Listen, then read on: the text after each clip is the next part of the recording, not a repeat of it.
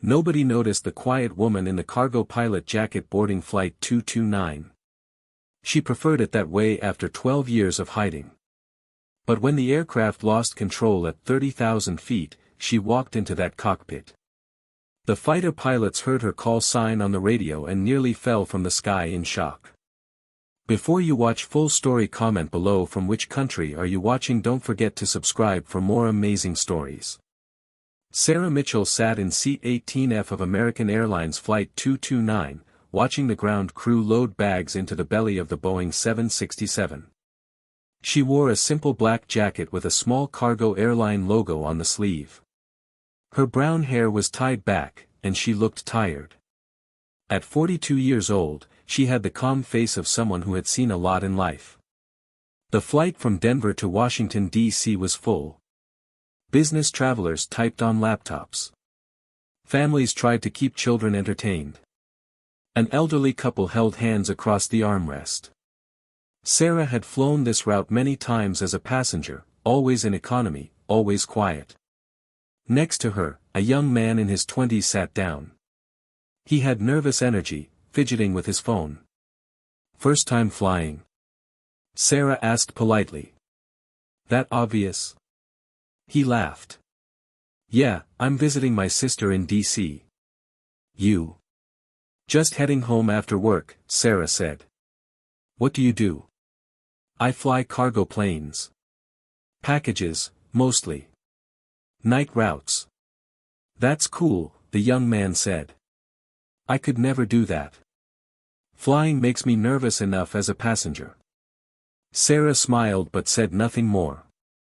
She was good at keeping conversations short. There were things about her past she did not talk about. Things that only a handful of people in the world knew. 12 years ago, Sarah Mitchell had been Captain Sarah Night Fury Mitchell, one of the most skilled F-22 Raptor pilots in the United States Air Force.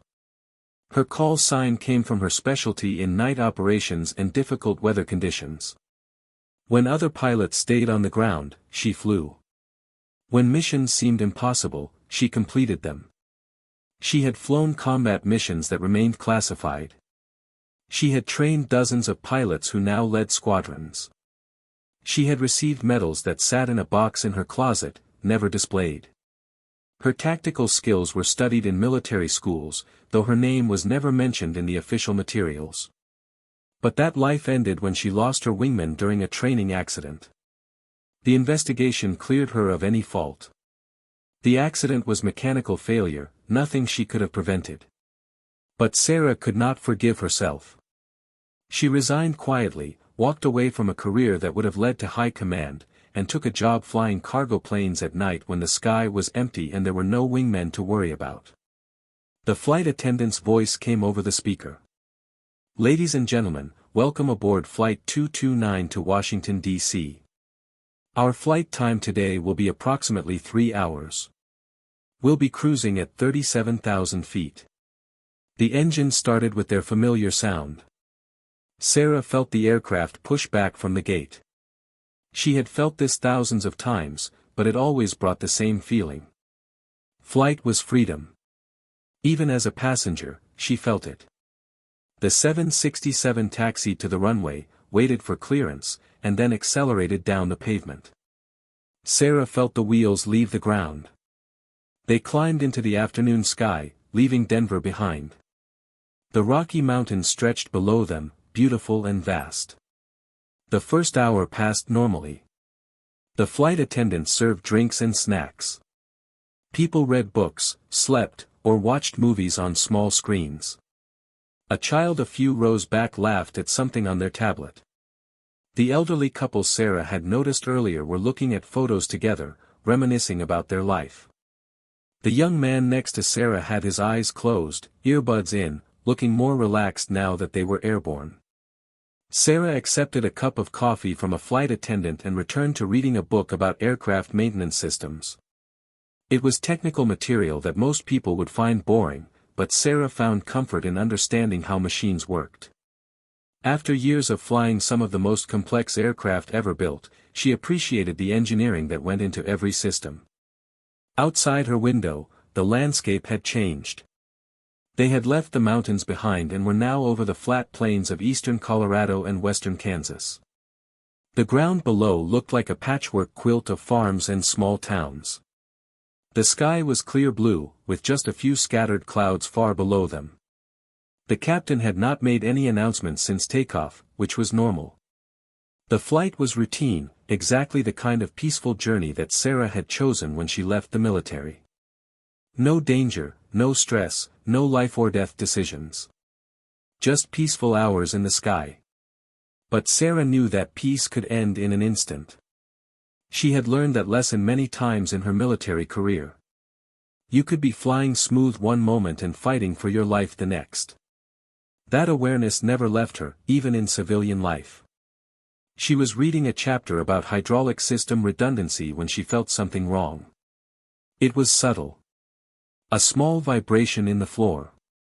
A slight change in the engine sound. Most passengers would not notice it. But Sarah had spent 20 years in cockpits, learning to feel every tiny change in an aircraft. She looked out the window at the wing. Everything looked normal. But something was wrong. Then the captain's voice came over the speaker, calm but serious. "Flight attendants, please take your seats immediately." That was not normal. Sarah's body tensed. She closed her book and watched the wing carefully. The aircraft began to turn. Not dramatically, but more sharply than a normal course correction. Some passengers looked up, sensing something unusual. Then the captain spoke again. "Ladies and gentlemen, this is Captain Davis. We're experiencing a technical issue with one of our navigation systems. As a precaution, we're diverting to Kansas City. There's no immediate danger, but we want to land and have our mechanics take a look. We apologize for the inconvenience." The cabin filled with worried murmurs. The young man next to Sarah opened his eyes. "Is that bad?" "Probably just being careful," Sarah said, keeping her voice calm. "Pilots take precautions seriously." But Sarah's instincts told her something else. A simple navigation issue would not require that tone in the captain's voice. She had heard that tone before. It was the sound of someone dealing with something serious but trying not to cause panic. 5 minutes later, everything changed. The aircraft suddenly rolled hard to the right. Passengers screamed. Bags fell from overhead bins. Sarah's body automatically braced against the movement, her military training taking over instantly. The plane leveled out, but then pitched nose down. The angle was wrong, too steep. People were thrown forward against their seatbelts. Children cried. Someone was praying loudly. Sarah unbuckled immediately and stood up. A flight attendant nearby shouted, "Ma'am, sit down." "I'm a pilot," Sarah said, her voice cutting through the noise with absolute authority.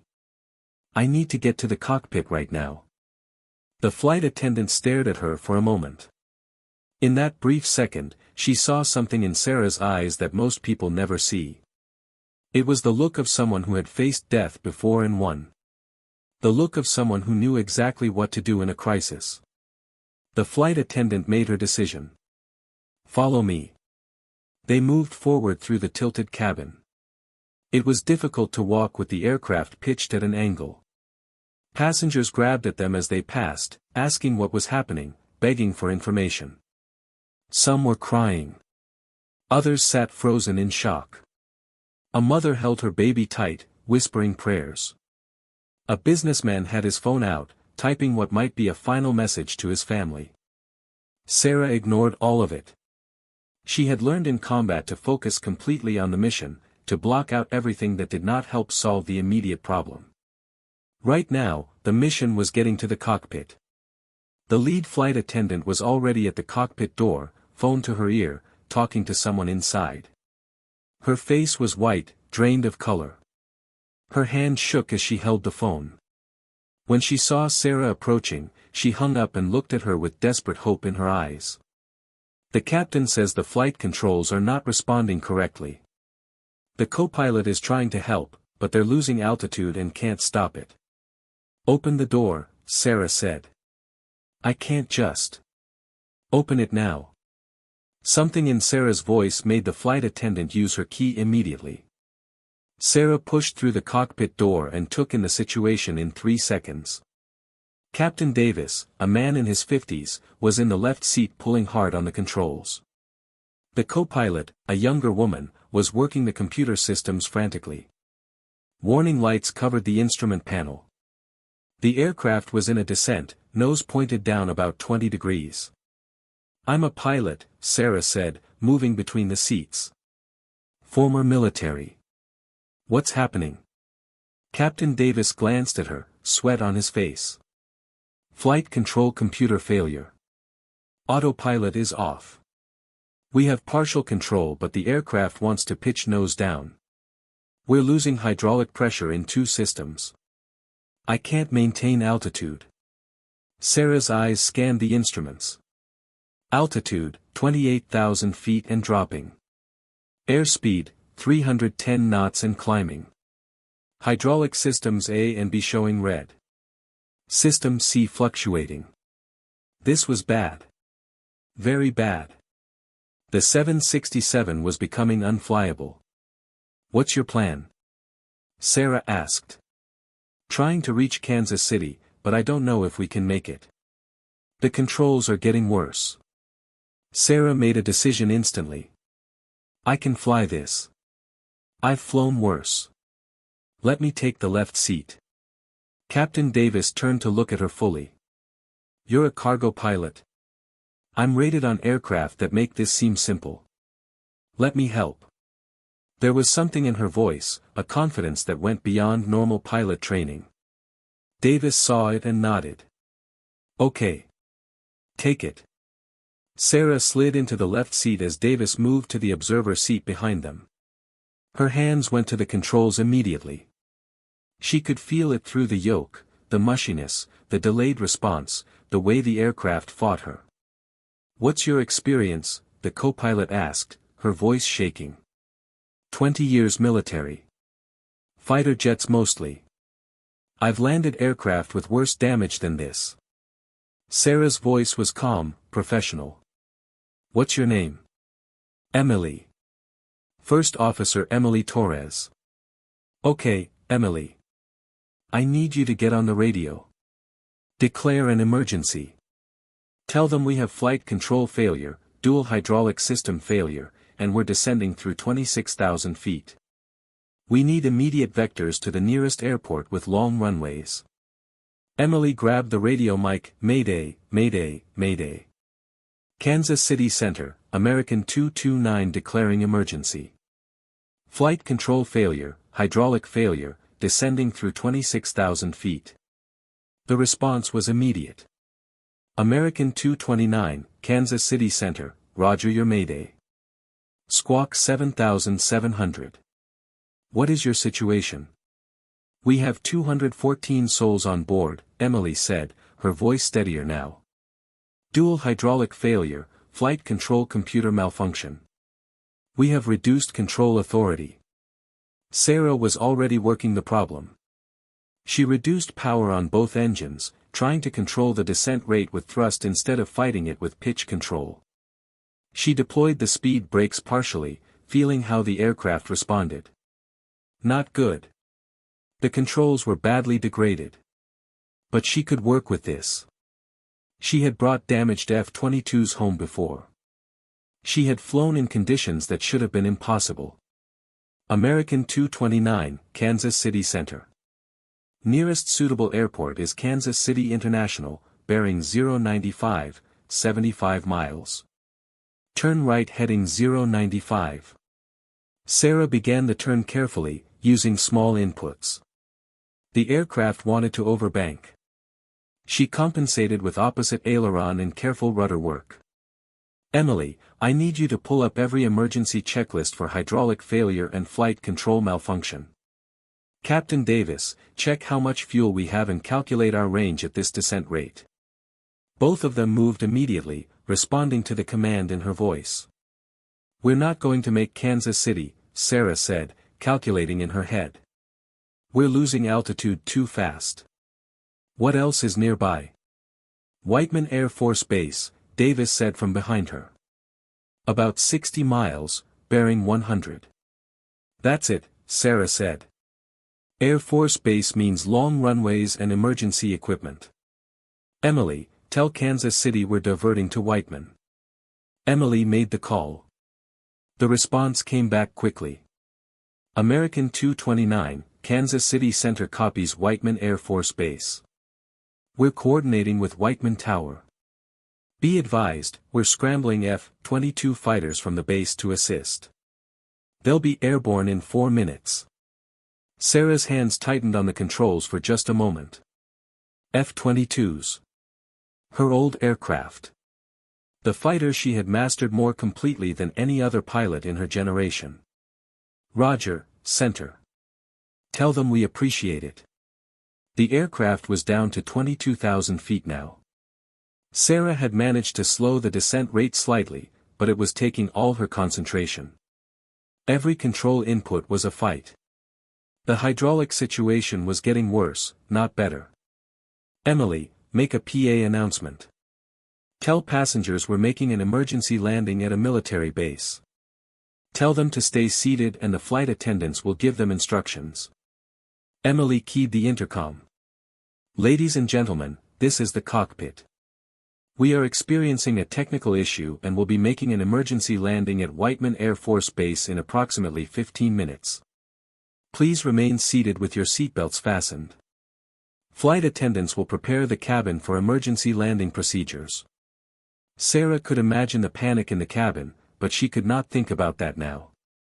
She had one job, get this aircraft on the ground. American 229, this is Razor 1. 2 F-22s intercepting from your 6 o'clock, 8 miles.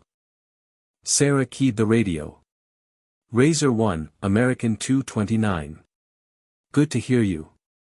Be advised, we have significant control degradation. Limited hydraulic pressure, flight computer malfunctions. We're in a controlled descent but the aircraft is barely responding to inputs. American 229, Razor 1, Roger. We'll be visual in 90 seconds. What do you need from us? Visual references would help. My instruments are questionable. And if we don't make this landing, you might want to stay clear. There was a pause. Then, American 229, you're going to make it. We'll get you down. Sarah was setting up for the approach when the 2 F-22 Raptors appeared, sliding into formation on either side of the 767. Sleek, deadly, beautiful aircraft. Sarah felt a wave of emotion seeing them. Those had been her aircraft. That had been her life. The aircraft was becoming harder to control with each passing minute. Sarah could feel the hydraulic systems continuing to degrade. What had started as reduced control authority was becoming almost no control authority. She was fighting the aircraft constantly now, making tiny adjustments every second just to maintain something close to stable flight. In the cabin behind her, flight attendants were preparing passengers for emergency landing. They were demonstrating brace positions, checking that seat belts were tight, making sure loose items were secured. Their voices were calm and professional, but Sarah could hear the tension underneath. They knew this was serious. Night Fury, you're looking good. 7,000 feet, 12 miles. Descent rate 650 feet per minute. Airspeed 190 knots. Right on profile, Razor 1 called. Sarah appreciated the constant updates. With her instruments becoming less reliable, having the F-22 pilots as her eyes was invaluable. They could see things she could not, provide information that her failing systems could not give her. The 2 Raptors stayed in perfect formation on either side of her aircraft. Sarah knew how difficult that was. Matching speed with a much slower aircraft, maintaining precise position, all while monitoring their own systems and providing her with information. These were skilled pilots, and she was grateful for them. American 229, Whiteman Tower. Be advised, we have emergency equipment positioned along the entire runway. Fire trucks, ambulances, rescue teams. We're ready for you. Roger, Whiteman. Appreciated, Sarah replied. She could see the base clearly now. The long military runway stretched out ahead. It looked beautiful to her, like a safe haven after a storm. But she knew the hardest part was still ahead. She had to actually land this barely controllable aircraft without killing everyone on board. American 229, Razor 1. You're looking good. 18,000 feet, descent rate 800 feet per minute. Whiteman is 45 miles at 12 o'clock. Razor 1, thanks for the escort, Sarah replied. Then, almost without thinking, she added, brings back memories. I used to fly what you're flying. There was a pause on the radio. American 229, say again. You flew Raptors. Long time ago. What was your assignment? Sarah hesitated. She had not talked about this in 12 years. But maybe these pilots needed to know that the person flying this crippled airliner knew what she was doing. Langley Air Force Base. 27th Fighter Squadron. After that, classified assignments. Another pause. American 229, what was your call sign? Sarah's jaw tightened. She did not want to say it. That name belonged to a different person, a different life. But 214 people were depending on her. And these fighter pilots needed to know they were not just escorting some cargo pilot. Call sign was Night Fury. The radio went silent for several seconds. Sarah could imagine the reaction in those F-22 cockpits. Every fighter pilot in the Air Force knew that name. Night Fury. The pilot who flew when others could not. The pilot who completed impossible missions. The legend. When the voice came back, it was different. Respectful. Almost awed. American 229, this is Major Collins. Ma'am. Captain Mitchell, it's an honor. We've studied your missions in tactical school. You're a legend. In the other F-22, Razor 2 came on the radio. Ma'am, I did my dissertation on your night operations techniques. You wrote the book on bad weather combat flying. Sarah felt tears in her eyes, but she blinked them away. Razor flight, I appreciate that. Right now, I need you to keep me honest on altitude and heading. I'm hand flying on failing hydraulics and my instruments aren't reliable. Roger that, Captain. We've got you. You're currently 15,000 feet, descent rate 700 feet per minute. Heading 100 is good. Whiteman Air Force Base is 30 miles, 12 o'clock.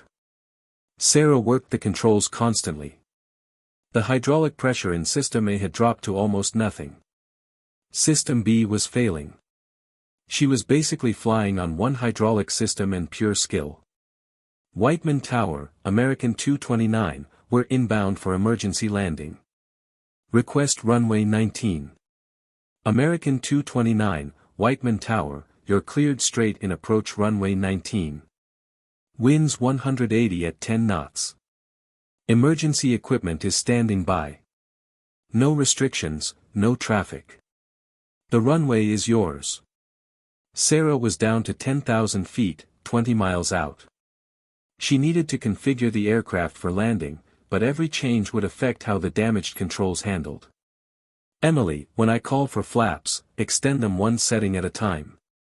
Wait for my command between each extension. Understand? Yes, ma'am. Captain Davis, how do you want to handle gear extension? Your call, Captain, Davis said. You're flying it. We'll extend gear at 3 miles. I don't want the drag until we're committed. Sarah could see Whiteman now. The Air Force Base with its long military runway. Perfect for this situation. Night Fury, you're 8,000 feet, 15 miles. Descent rate 600 feet per minute. Right on profile, Razor 1 called. Razor 1, I need continuous altitude and airspeed calls on final approach. Roger, ma'am. We're not leaving your wing. Sarah took a breath and began the final descent sequence. Emily, flaps 1. The flaps extended with a shudder. The aircraft's handling changed immediately. Sarah compensated with power and pitch adjustments. Flaps 5. Another shudder. The aircraft wanted to roll right. Sarah fought it gently. Night Fury, 6,000 feet, 10 miles, airspeed 200 knots. Perfect glide path, Razor 1 called. Flaps 10. The aircraft shuddered as the flaps extended further. Sarah felt the controls change again, becoming even more difficult. The aircraft wanted to roll right. She fought it gently, using coordinated aileron and rudder inputs. Too much force and she might lose control completely. Too little and the aircraft would roll over. She had flown damaged fighters before. She remembered bringing an F-22 home with half its control surfaces damaged by enemy fire. She remembered landing at night on a carrier with one engine out. She remembered emergency situations that should have ended in disaster but did not because she refused to give up. This was the same. Just another emergency. Just another problem to solve. She would not let these people down. The aircraft was becoming harder to control as they slowed. Sarah was using constant small inputs, feeling her way through the malfunctions. Her hands never stopped moving on the controls. Small adjustments to the yoke, tiny pressure changes on the rudder pedals, precise throttle movements. It was like conducting an orchestra where every instrument was broken but somehow still had to play in harmony. Sweat ran down her face. She could feel it dripping off her chin. Her hands ached from gripping the controls so tightly. Her shoulders burned from the constant tension. But her mind was clear, focused, operating at peak efficiency. This was what she had trained for her entire life. This was what all those years of flying fighters had prepared her for. Night Fury, 4,000 feet, 6 miles, airspeed 180. Looking beautiful. Flaps 15. They were committed now. The aircraft was configured for landing except for the gear. Sarah could see the runway clearly. Emergency vehicles lined both sides, their lights flashing. Emily, make PA announcement. Brace position. Emily keyed the intercom, her voice shaking but clear. Ladies and gentlemen, brace for landing. Brace, brace, brace. Night Fury, 3,000 feet, 4 miles, airspeed 170. 3 miles out. Sarah took one more breath. Gear down. The landing gear extended. The aircraft dropped with the added drag. The controls became even worse. Sarah added power, adjusted pitch. The F-22s were still there, rock solid on either wing. Night Fury, 2,000 feet, 2 miles, airspeed 160. You've got this, ma'am. The runway filled her windscreen. Sarah could see the threshold markings, the touchdown zone. 1,000 feet, 1 mile, airspeed 155. Beautiful, Captain. Absolutely beautiful. 500 feet. The runway rushed up to meet them. Sarah eased back the power, raised the nose slightly, felt for the ground with instincts developed over thousands of hours. The main landing gear touched firmly. Then the nose gear came down. They were on the runway. Sarah deployed full speed brakes and reverse thrust. The aircraft pulled hard to the left. She fought it with rudder and asymmetric thrust, using every bit of control authority she had left. The Boeing 767 rolled down runway 19, slowing but drifting left. They crossed the centerline. Sarah thought they might go off the pavement.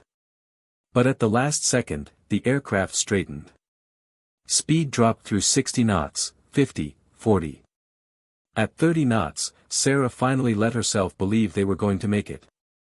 At 20 knots, she brought the aircraft to a complete stop. For a moment, Sarah just sat there, her hands still on the controls, breathing hard. They were down. They were safe. All 214 people were alive. Sarah shut down the engines one by one, following the shutdown procedures automatically. She set the parking brake. She turned off the electrical systems. Her hands were shaking now as the adrenaline that had kept her focused finally caught up with her. Emily was crying beside her, her face in her hands. Captain Davis came forward from the observer seat and put his hand on Sarah's shoulder. He did not say anything. He did not need to. The gesture said everything. Through the cockpit windows, Sarah could see emergency vehicles surrounding them. Firefighters in protective gear stood ready with foam equipment. Paramedics waited with stretchers. Air Force security personnel had established a perimeter.